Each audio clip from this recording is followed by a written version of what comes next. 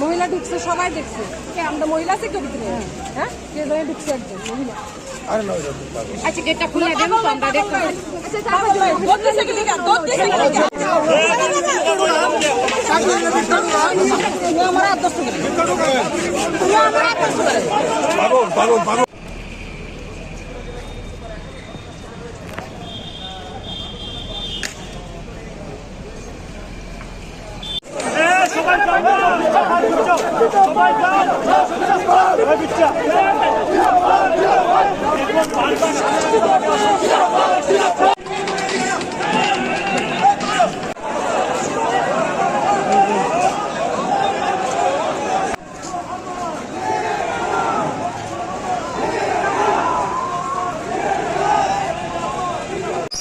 आपसे रिक्वेस्ट है, आप प्लीज कोऑपरेट करिए। अंदर होने से कुछ खतरा हो सकता है, हम लोग जाने दीजिए।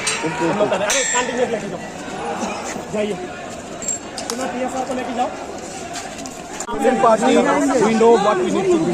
हम लोग एक यही बता रहा हूँ, हम लोग डिस्टेबलाइज करना नहीं चाहते, लेकिन they are trying to just destabilise the peace and harmony and the law and order here.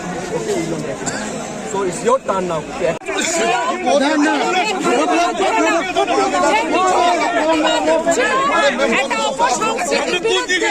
যে অপসংস্কৃতি রাজ্যের মুখ্যমন্ত্রী বিপ্লব কুমার দেবজি যখন এই রাজ্যের দায়িত্ব নিয়েছেন, সে অপসংস্কৃতি আমরা মুছে দিয়েছিলাম। রাজনৈতিক সন্ত্রাস এ রাজ্য থেকে মুছে গিয়েছিল। আজ দেখুন, আমি পাপিয়া দত্ত বলছি না, আজ বিকি প্রসাদ, সে তার ব্যথাতুর হৃদয়ে আমার হাউসের, আমার ব্যক্তিগত হাউসের একজনের মাথা ফেটে গেছে, কি বলবেন? এক ঢিলে কংগ্রেস ভবন থেকে পুরো ঢিলে। আজ রাজ্যবাসীর কাছে পরিষ্কার, আজ প্রকাশ্যে চলে এসেছে যে দলের কার্যালয়ের মধ্যে, কার্যালয় তো দেবভূমি হয়, আমাদের ভারতীয় জনতা পার্টির কার্যালয় আমাদের কাছে মন্দির, যে কার্যালয়ের মধ্যে বোমা থাকে, কি কি ছুড়েছে সেটার নামও আমি বলতে পারবো না। সে যে আগ্নেয়াস্ত্র, পেট্রোল বোমা যেভাবে ছুড়েছে, সেই কার্যালয়কে, সেই দলকে একটা সন্ত্রাসবাদী দল, সন্ত্রাসবাদীদের আখড়া হিসেবে যদি আজকে ঘোষণা করা হয়, সেটা আমার মনে হয় উচিত হবে। আজ আমি বলছি না, পাপিয়া দত্ত বলছে না, পাপিয়া দত্ত তো বিজেপি কর্মী, পাপিয়া দত্ত বলছে না। আজ যারা তাদের অনুগামীরা 25 বছর জীবন যৌবন যারা শেষ করেছেন, জীবন যৌবন যে সমস্ত কংগ্রেসী কর্মীরা তাদের দিকে তাকিয়ে তাদের দেখে শেষ করেছে। আরে এটা বীরত্ব, সরি, বীরত্ব তাকে বলে না, কাপুরুষতার পরিচয় দিয়েছেন। আপনি যদি নিষ্ঠাবান হতেন, আপনার মধ্যে যদি সততা থাকতো, চ্যালেঞ্জ করছি, পাপিয়া দত্ত চ্যালেঞ্জ করছে, আপনার সঙ্গে কারা কারা ছিলেন আমরা তো সবাইকে চিনি, একজনের নাম বলুন। বিকি বলে গেল তার ব্যথা, বিকি বলে গেল যে আর কোনোদিন না। এই সুদীপ রায় বর্মন নাম নিয়ে বলেছেন, আমি নামটা নিতে চাই না, ভারতীয় জনতা পার্টি এই সংস্কৃতিতে বিশ্বাস করে না।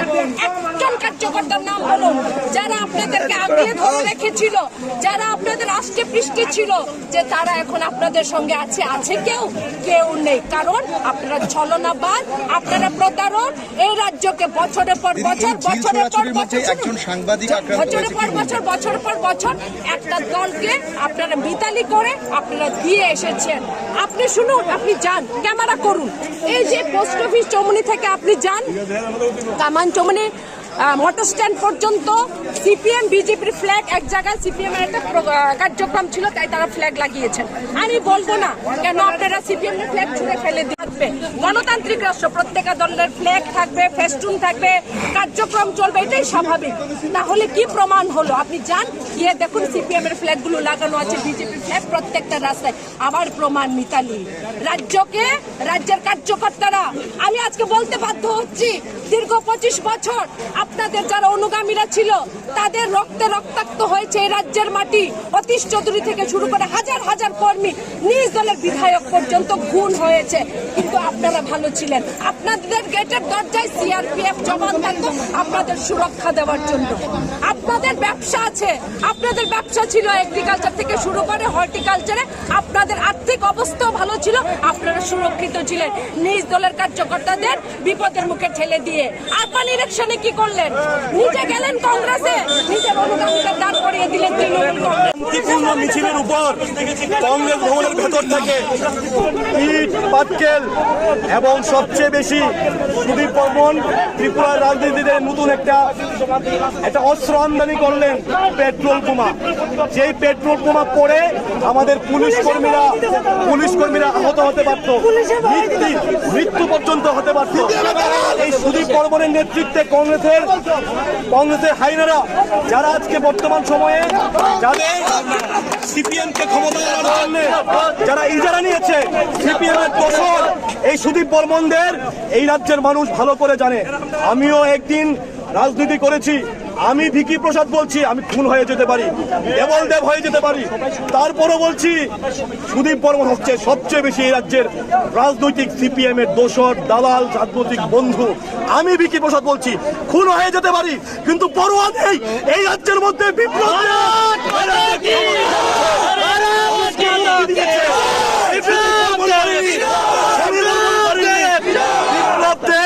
বিপ্লব দেব নরেন্দ্র মোদী এই রাজ্যের মানুষকে মুক্তি দিয়েছে, স্বাধীনতা দিয়েছে। আর ওই সুদীপ বর্মনের মতন দালালরা এই রাজ্যের মধ্যে আবার সিপিএম কে ক্ষমতায় বসানোর ফন্দি আছেন।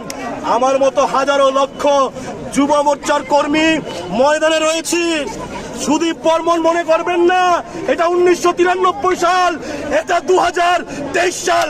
বিপ্লব দেব ক্ষমতায় রয়েছেন, মুখ্যমন্ত্রীর আসনে রয়েছেন।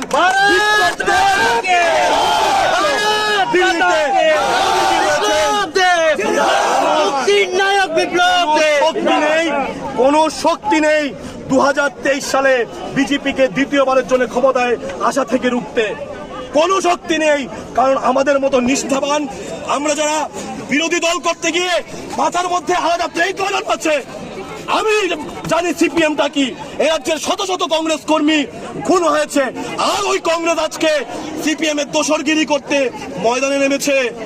আমরা বলছি, আমরা 2023 সালে দ্বিতীয়বারের জন্য আবার বিপ্লব কুমার দেবের নেতৃত্বে বিজেপি সরকার গঠন করবে। কংগ্রেসীদের, সিপিএমদের, তৃণমূলীদের ক্ষমতা যদি থাকে আমাদেরকে রুখে দেখা। পেট্রোল বোমা ছেড়ে গুলি মেরে সন্ত্রাস করে ইট পার্ক মেরে আমাদেরকে রোখা যাবে না।